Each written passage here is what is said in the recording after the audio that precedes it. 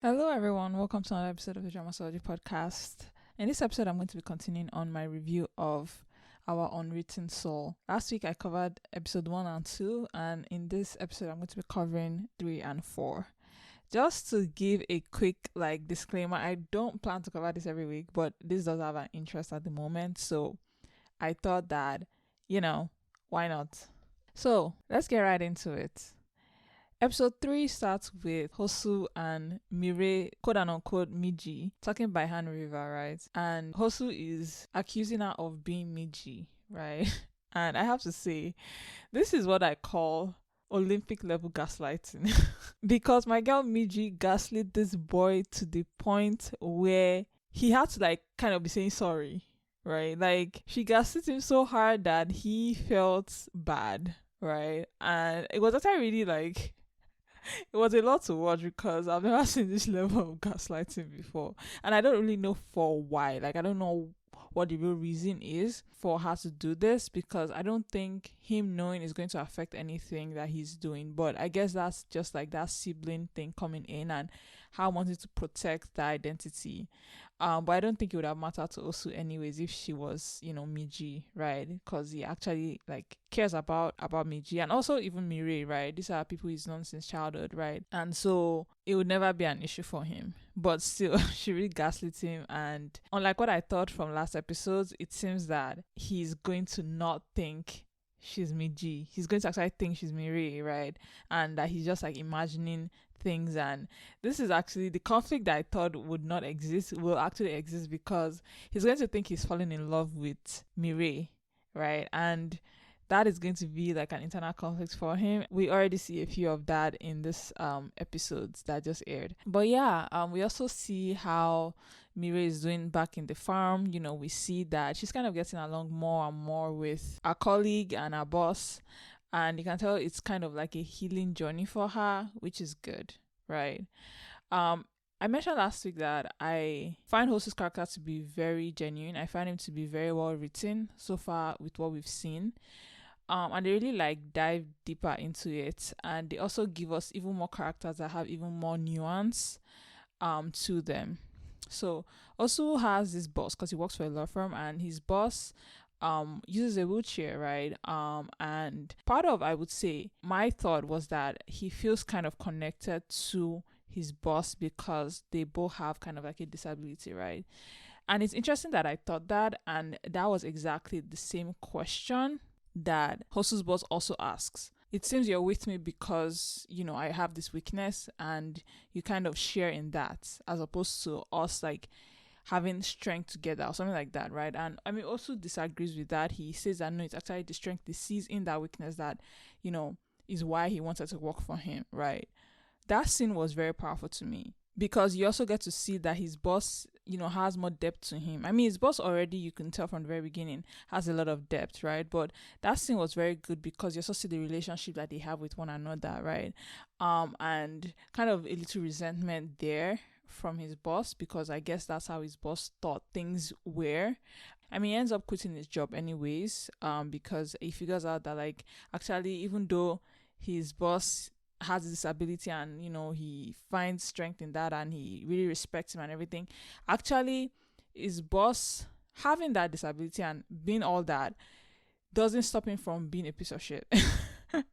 And not in a piece of shit in a general personality wise, but when you work corporate and you work for capitalism, you're going to do some terrible things. And so his boss, despite or regardless of this characteristic he has, is still just a person that is working in a capitalist society. And so he's okay with sending Hosu to go and kind of emotionally blackmail or humiliate Mireille, right, when the lawsuit comes up, right? He has no problem using him like that, and he has no problem being a capitalist and working in a capitalist environment, right? And maybe it's even harsher because he has to prove something. And so that's, I think, the point where also realizes that they deviate in what they want and what their goal is, and you kind of find out that also is actually more of a empathetic person and he doesn't fit that work style, right? And so he quits. I mean, it's gonna be a problem because like his boss has basically blacklisted him from everywhere, which is funny that they do this. I don't get it. I don't see why he had to go that far. But again, despite everything, and I like this drama for showing you that, because oftentimes when they show people with disabilities or people that have some specific thing that makes them kind of other, that's kind of all their identity is. And so it's interesting, and I like here where they make the boss still a terrible person despite having this otherness to him, despite being someone with living with disability, right? And so I really like that. I like that he's a dick, right? Just because you have a disability does not mean you'll be nice, right? So I do applaud that part, and I will say that this drama is really good at introducing the characters so far and kind of like showing us their development as time goes on. For example, we get the scene with Hosu's mom and Mirie and Miji's mom, and you can tell that they two were like childhood friends, classmates kind of thing. One of them becomes like a vice principal and the other one is kind of like a lunch lady or something like that. And so they are very different in like worlds, but you also kind of see as they suddenly start to bond, right? Little by little, right?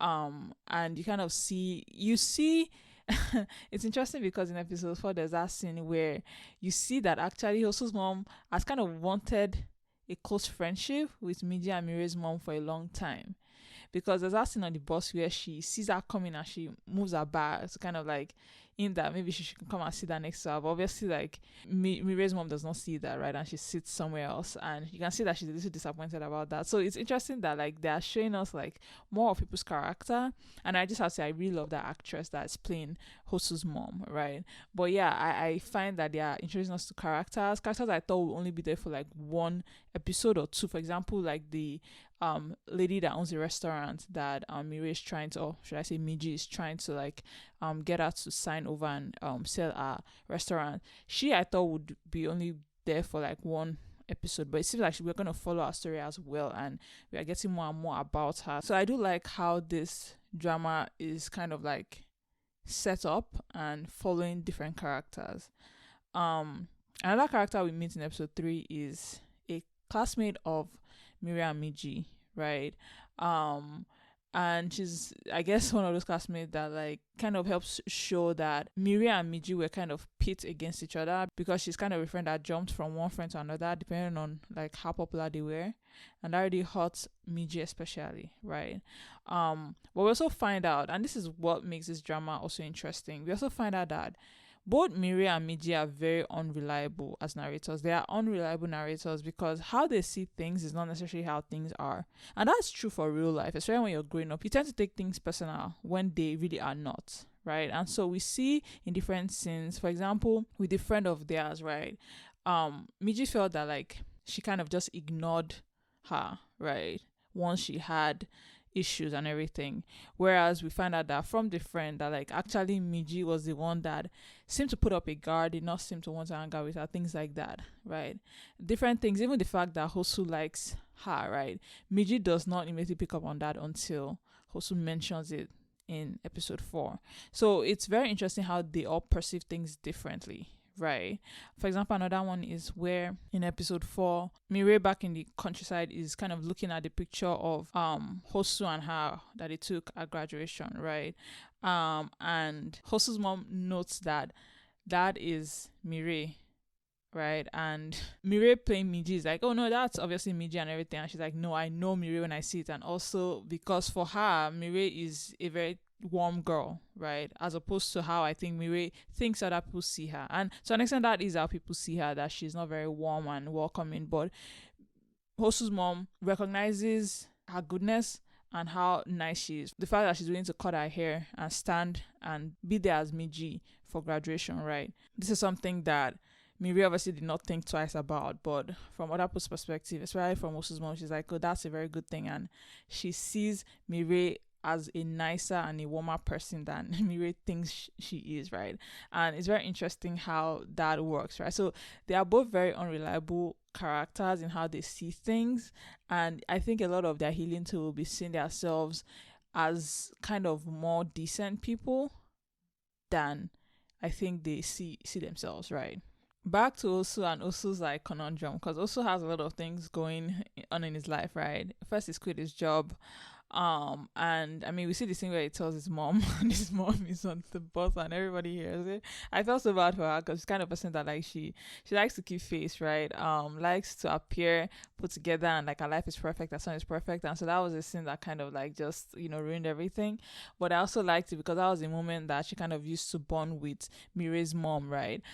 So that was good. But also really is going through it because he genuinely thinks that Mireille is Mireille and he's falling in love with Mireille, and it's really problematic because he's like, wait, so I like both sisters. And I feel so bad because in the instance where they happen to switch, right? For example, I think there's a scene where Mireille wants Miji to come back as her, right? So she wants to use that to kind of show people that Mireille is still involved in her family's life because they're talking bad about her in the countryside and everything. I can imagine if also goes back to the countryside that same weekend or something, and he actually meets Miji, that's just Miji, right? And also it's like, but I still like her as well, right? And it will be so surreal for him, and it's going to be so terrible because it's going to be like, wait, I like both of them, and he would seem like an asshole to himself, right? And that's why that gaslighting scene was like, I felt so bad because I know it's going to be a problem for him, right? But I like the fact that he loves her so much though. Like he genuinely likes Miji, right? And he would defend her anytime, any place, right? About anything, right? And yeah, I really like that last scene in episode 4 where he basically mentions the fact that Miji is my first love, and she's just shocked because she's like, what? I thought you and me were a thing, right? But yeah, I feel bad for the amount of angst he's gonna go through in his mind and conflict, right? But yeah, I think that this has been good so far. I'm really enjoying it. I can only applaud Park Bo Young and Park Ji Young because I think that these two are very good. They have very good chemistry. They are very easy to watch. I don't know. There's something about Park Ji Young. Every time he's like doing a like romantic scene, it looks like he's gonna cry, and he works so well. He always works so well. Like he looks love sick like always, and it looks like he's obsessed, and it's just so beautiful, and his eyes are always red. I don't know, it's just something about it that I adore so much, and he's just a good actor. He's come such a long way, such a long way from his God 7 Days. I mean, he's still part of God 7, but like I've always thought he was a great actor, because he was in My Love Undong, which is one of my favorite Korean dramas, and there he also plays like a lovesick boy, the younger version of the male lead in that drama. So yeah, I'm a huge fan of his, right? But yeah, I really really just like this drama so far. It's doing so well, and yeah, I no notes honestly, just perfect, 10/10 as it is right now. But yeah, that's all I have for this week. Same time next week. Thank you guys so much for listening to this episode. Have a lovely rest of your week. Bye.